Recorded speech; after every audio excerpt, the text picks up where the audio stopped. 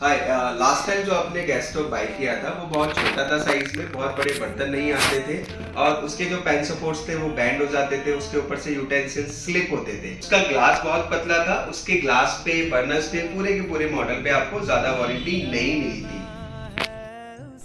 तो प्रेजेंट है आपके सामने ग्लेन का एक 3 बर्नर फ्री स्टैंडिंग हॉब और उसके साथ में हम कंपेयर करेंगे ये ग्लेन का ओल्ड स्टाइल एक ओल्ड गैस स्टोव। तो शुरू करते हैं वन बाय वन।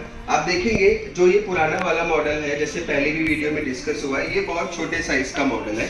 इसके बर्नर्स के बीच जो डिस्टेंस आता है वो आता है 9 इंचेस का।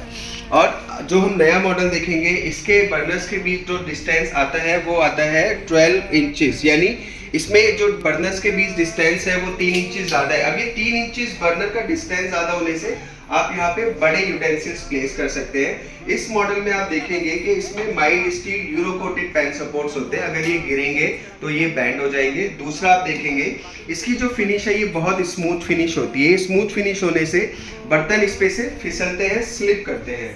दूसरा आप इसके पेन सपोर्ट्स देखेंगे, इसके पेन सपोर्ट्स बहुत स्ट्रॉन्ग है। ये 4 mm thick vitreous enabled pane supports है जो गिरने पर बैंड नहीं होते। ये जो कोटिंग है एक ही रफ स्टाइल कोटिंग होती है जिसपे से बर्तन फिसलते नहीं है। ये एंटी स्लिप पेन सपोर्ट्स होते हैं जिसपे से यूटेंसिल स्लिप नहीं करते। एक जो नई बात इस मॉडल में देखने को मिलती है वो ये है कि इस पुराने वाले कुकटॉप में अगर आप देखेंगे इसके अंदर जो नॉब्स है वो नॉब्स फ्रंट पे दे रखे हैं। आजकल डिमांड आती है, आजकल जो नया ट्रेंड आ रखा है वो इस तरह के नॉब्स आते हैं जहाँ पे नॉब्स ऊपर होते हैं।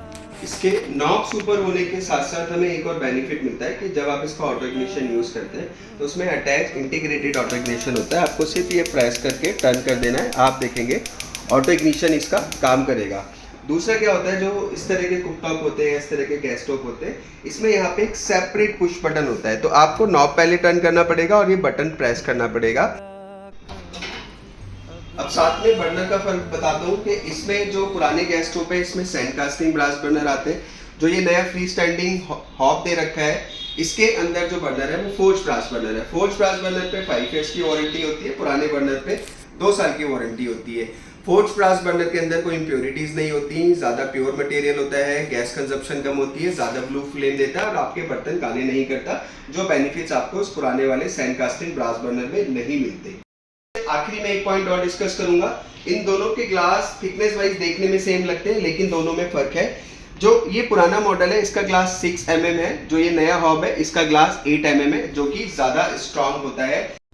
आखिरी में एक चीज और दिखाता हूँ कि आप इस हॉब में देखेंगे कि इसमें जो हमने यूटेंसिल्स रखे हैं ये बहुत बड़े यूटेंसिल्स हैं और बड़े यूटेंसिल्स रखने के बाद में भी यहाँ पे बर्नर्स के बीच में, यूटेंसिल्स के बीच में डिस्टेंस आता है। अगर यही यूटेंसिल्स हम यहाँ पे रखेंगे तो या तो ये आपस में टच करेंगे या हमें एक यूटेंसिल्स को आउट करना पड़ेगा। अब देखो यहाँ पे हमारे पास में तीसरा यूटेंसिल्स यूज करने के लिए स्पेस नहीं मिलता है।